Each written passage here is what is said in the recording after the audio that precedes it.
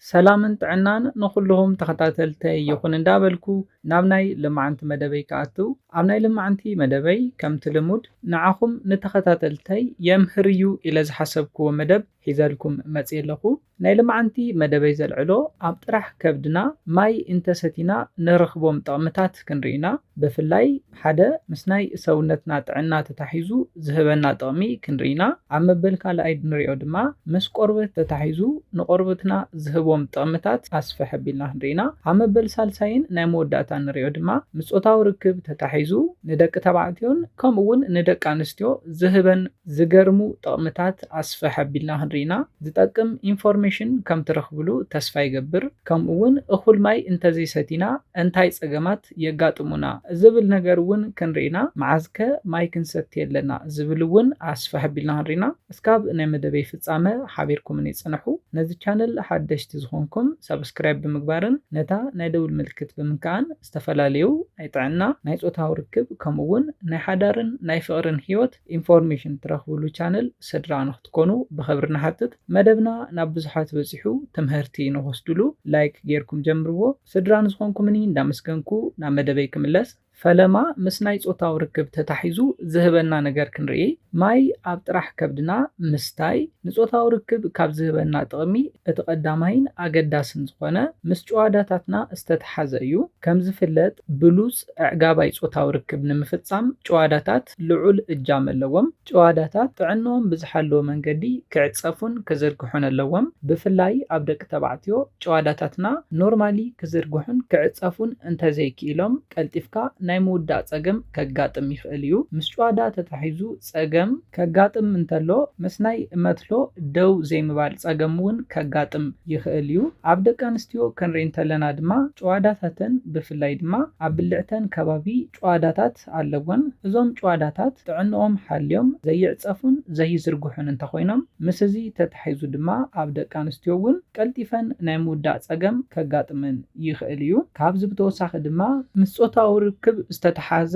ክብድ ዝበለ ቃንዛውን ንኸጋጥመን ይገብር እዩ ስለዝኾነ እዞም ጨዋዳታት ኣገዳሲ ጥቕሚ ኣለዎም ኣብዞም ጨዋዳታት ጸገም ዝፈጥሩ ብዙሓት ምኽንያታት ኣለዉ ካብዚኦም እቲ ቀዳማይ ኣብቲ ከባቢ እኹል ፈሳሲ ዘይምህላው እዩ ጨዋዳታትና ከም ድሌቱ ክዕጸፍን ክዝርጋሕን ንምግባር ዝጠቅም ድማ እቲ ቀዳማይ ስፖርት እዩ ኤክሰርሳይዝ ምግባር ኣብ ብልዕትን ኣብ መትሎን ከባቢ ዘለው ጨዋዳታት ብደንቢ ክዝርግሑን ክዕጸፉን ዝገብር እዩ ካብዚ ብተወሳኺ ግና ማይ ልዑል ጥቕሚ ኣለዎ ምክንያቱ እንታይ እዩ ካብ ውሽጢ ሰውነትና ፕሮፖርሽን እቲ ዝበለጸ 75% ዝኸውን ማይ እዩ ስለዝኾነ ምስ ጨዋዳታትና ተታሒዙ ስርሖም ብዝግባእ ንኽሰርሑ ብዙሕ ማይ ምስታይ ኣገዳሲ ነገር እዩ ብዝግባእ ንኽዝርግሑን ንኽዕጸፉን ፈሳሲ ክረኽቡ ኣለዎም ፈሳሲ ኣብ ሰውነትና ብእኹል በዝሒ እንተሃልዩ ኖርማል ዝኾነ ምዝዋር ደም ክህሉ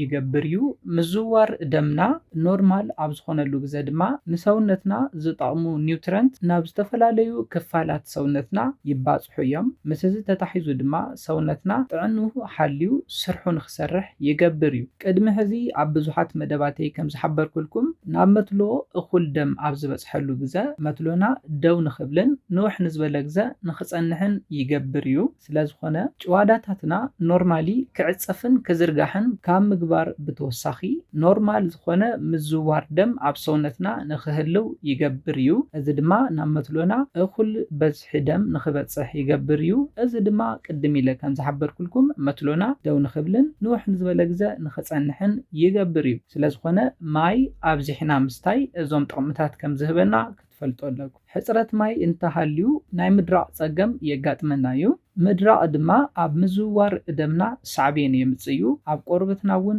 ሳዕቤን ኣለዎ እዚኦም ድማ ኣብ ጨዋዳታትና ጸገም ይፈጥሩ እዮም ቅድም ኢለ ከም ዝሓበርኩልኩም 75% ሰውነትና ካብ ማይ ዝተሰርሐ እዩ ከምኡ እውን ጨዋዳታትና እውን ካብ ማይ ዝተሰርሑ እዮም ስለዝኾነ ጨዋዳና ንኽተርር እኹል ምዝዋር ደም ንኽህልዎ እኹል ኒውትረንት ንኽበጽሖ ማይ ልዑል እጃም የብርክት እዩ ስለዝኾነ እኹል ማይ ምውሳድ ካብ ኤክሰርሳይዝ ኤክሰርሳይዝ ብተወሳኺ ንጨዋዳታትና ዝጠቅም ከም ዝኾነ ክትፈልጡ ኣለኩም።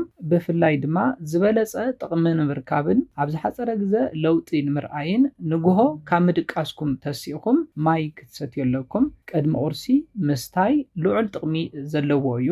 ሓደ ሰባት ቅድሚ ቁርሲ ማይ እንተሰትየ ቁርሲ ንኸይበልዕ ኣይገብርን ድዩ ዝብሉ ሰባት ኣለዉ። ኮይኑ ግና እዚ ኣተሓሳስባ እዚ ልክዕ ኣይኮነን። የግዳስ ዝበለጸ ንኽትበልዑ ዝገብረኩም ከም ዝኾነ ክትፈልጡ ኣለኩም። ስለዝኾነ ማይ ነዚ ቅድም ኢለ ዝሓበርክዎ ነገራት ጥቕሚ ስለ ዘለዎ እኹል ማይ ክትሰትዩ ኣለኩም። እቲ ካሊእ ንሪኦ ጥቕሚ ማይ ድማ ኣብ ደቂ ኣንስትዮ ዝረኣዩ ብፍላይ ኣብ እዋን ፆታዊ ርክብ ቃንዛ ንኽስምዐክን ካብ ዝገብር እቲ ዋና ኣብ ብልዕትኽን ከባቢ ራሕሲ ዘይምህላው እዩ። ራሕሲ ኣብ ብልዕትኽን እንተዘይሃልዩ ኣብ እዋን ፆታዊ ርክብ መትሎ ናብ ብልዕትኽን ክኣትው እንተሎ ንናይ ብልዕትኽን መንደቕ እንዳሓሰዮ ስለ ዝኣትው ኣብዚ ግዜ ንናይ ብልዕትኽን መንደቕ ዘትርክስ ፈሳሲ ኣብ ብልዕትኽን እንተዘይሃልዩ ቃንዛ ንኽስምዐክን ይገብር እዩ። ቃንዛ እንተተሰሚዕወን ድማ ንፆታዊ ርክብ ዘለወን ድሌት እንዳቐነሰ ይኸይድ እዩ። ስለዝኾነ ደቂ ኣንስትዮ ኣብዚሕኽን ማይ ብምስታይ ኣብ ብልዕትኽን እኹል ራሕሲ እኹል ፈሳሲ ንኽህሉ ክትገብራ ኣለክን። እኹል ፈሳሲ እንተሃልዩ ድማ ፆታዊ ርክብኩም ቃንዛ ዝመልኦ ንኸይኸውን ይከላኸለልክን እዩ። ቃንዛ እንተዘይሃልዩ ድማ በቲ ፆታዊ ርክብኩም ንኽትዓግባ ዝሕግዘክን ከም ዝኾነ ብምፍላጥ ማይ ብበዝሒ ክትሰትዩ ኣለክን። ብፍላይ ድማ ንግሆ ቅድሚ ቁርሲ ምስታይ ነዚ ፀገም ኣብ ዝሓፀረ ግዜ ንምፍታሕ ብልዑል ዘሕግዘክን እዩ። ምስ ደቂ ተባዕትዮ ተታሒዙ ድማ እዚ ብፍላይ ምስ ናይ ምጥናስ ዓቕምኹም ዝተተሓዘ እዩ። ናይ ወዲ ዘርኢ ፍረ ርጉድ ኢሉ ሓይሊ ዓቕሚ ሃልይዎ እንቋቑሖ ሰይሩ ጥንሲ ንኽሕዛ ንምግባር ማይ እኹል ጥቕሚ ኣለዎ። ምክንያቱ እንታይ እዩ? ናይ ወዲ ዘርኢ ፍረ ጥንክር ዝበለ ድፍኢት ዘለዎ ንኸውን ማይ ልዑል ጥቕሚ ስለ ዘለዎ እዩ።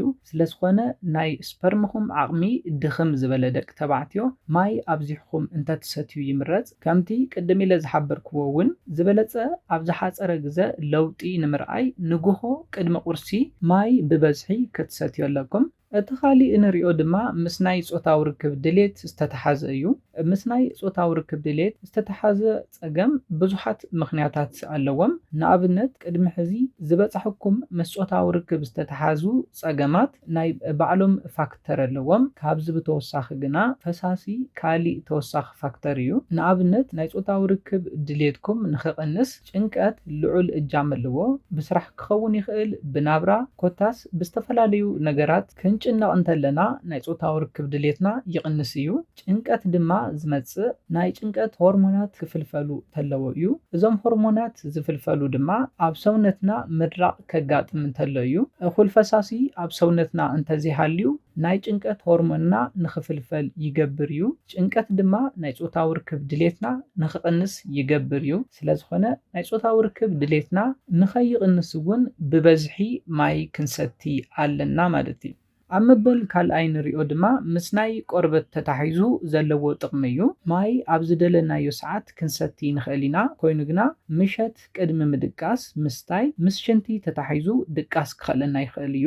ስለዝኾነ ቅድሚ ድቃስ 3-4 ሰዓት ቅድም ኢልና እኹል ማይ እንተንሰቲ ይምረፅ። ብፍላይ እንተተኻኢሉ ኣብ ቀትርን ብበዝሒ ድማ ንግሆ ካብ ምድቃስና ክንትስእ ተለና ቅድሚ ቁርሲ እንተንሰቲ ይምረፅ። ንግሆ ቅድሚ ቁርሲ ማይ ምስታይ ዝበለፀ ተመራፅነት ኣለዎ። ናብቲ ጉዳይና ምስ ቆርበት ተታሒዙ ዘለዎ ጥቕሚ ክንርኢ እንተለና ድማ ንቆርበትና ብዙሓት ጥቕምታት ይህበና እዩ። እቲ ቀዳማይ ምስ ምድራቕ ተታሒዙ ዝህበና ጥቕሚ እዩ። ብፍላይ ኣብ ቆርበትና ናይ ምድራቕ ፀገም ንኸየጋጥመና ዝሕግዘና እዩ። ብፍላይ ኣብ ገፅና ፈፀጋ ንኽወፅእ ካብ ዝገብሩ ምክንያታት እቲ ሓደ ምድራቕ ወይ ከዓ እኹል ፈሳሲ ኣብ ቆርበትና ዘይምህላው እዩ። ኣብ ውሽጥና ዘለው ርስሓት ነቶም ኣብ ቆርበትና ዘለው ነኳላት ይዓብስዎም እዮም። እዚ መዓዝ እዩ? ኣብ ቆርበትና እኹል ፈሳሲ ኣብ ዘይህለወሉ ግዜ እዩ። እዞም ነኳላት እንተተዓቢሶም ድማ ምስ ናይ ቆርበት ፀገም ንኣብነት ፈፀጋ ከቃልዕና ይኽእሉ እዮም። ስለዝኾነ ቆርበትና ንኸይደርቕ እኹል ማይ ክንሰቲ ኣለና። እኹል ማይ እንተሰቲና ድማ ቆርበትና ኣይደርቕን። ቆርበትና እንተዘይደሪቑ ድማ ነኳላት ቆርበትና ኣይዕበሱን። ኣብዚ ግዜ ፈፀጋን ካልኦት ናይ ቆርበት ፀገማትን ኣየጋጥሙናን ማለት እዩ። اتخالي نريو دما اخل ماي كنستي انتلنا اب سونتنا زلو سرحتي بصبق نخسرحو يقبريو نابنت محقاق مقبي مزوار دمن كالوت اب سونتنا زلو كلهم منقسقاسات طعنهم بزتحلو منقدي سرحهم نخسرحو يقبريو نابنت محقاق مقبي طعنو استحلو انت خوينو زيدليو رسحتات كاب سونتنا تصريقهم نخوصو يقبريو اب سونتنا زلو رسحات دما كاب سونتنا انت وصيوم مس رسحات تتحيزهم كغاطمونا زخلو نابنت قدميله زحبر كلكم اب قربتنا زغاطمو نتوم ناي قربتنا نخوالات زعبسو رسحات نخنوغد يحجزنا ايو ስለዝኾነ ብርስሓት ምኽንያት ኣብ ሰውነትና ዘጋጥም ጸገም ኣይህሉን ማለት እዩ اتخالي نريو طقم ماي دما مسناي قربت مئراج استتحازة طقميو اب حد سبات ريوخم انتخوينكم اب زي عدميوم قربتهم ناي مئراج اقم زقات موم سبات اللو جانا قولعوت اندهالو ناي عوي سب قربت زحازو زمسلو سبات اللو زي عينت اقم دما مسناي مدرع قربت استتحازة اقميو ناي قربت مدرع زقات منا دما اخول ماي بزي مستاي زمتس اقميو سلاز خونه اخول ماي بمستاي ناي قربت مدرا كتكلاخلو لكم قربتنا انت زي دريقو دما ابزي عدمنا ناي عوي سب قربت نخينحز كلاخللنايو سلازخونه ماي ببزحي تساتيو انت خوينكم قربتنا نخيدرقن قربتنا زدليو نيوترنت كركبن ماي لعل اجام يواصايو سلازي اخل ماي ابزيحكم كتساتيو لكم اموداتا نريو دما حمام ناي مكلخال عقمنا نخوسخ يقبريو كابزبتو ساخي كبدت سونتنا نخقنس زتقميو كنتقادلون كلنا ماي ازوم قدم الى زحبركوم بزحات طقمتات زهبنا مخانو فليتكم اخول ماي ابزحكم كتساتيلكم بفلاي دما نغو قدم قرسي بمستاي زبلص طقمي ابزحصره غزا كتراخبو تخليكم نزيله ناي لمعنت مدبي بزكزازم كابناي لمعنت مدبي زخونه حدش ነገር كمزحسكم تسفا يغبر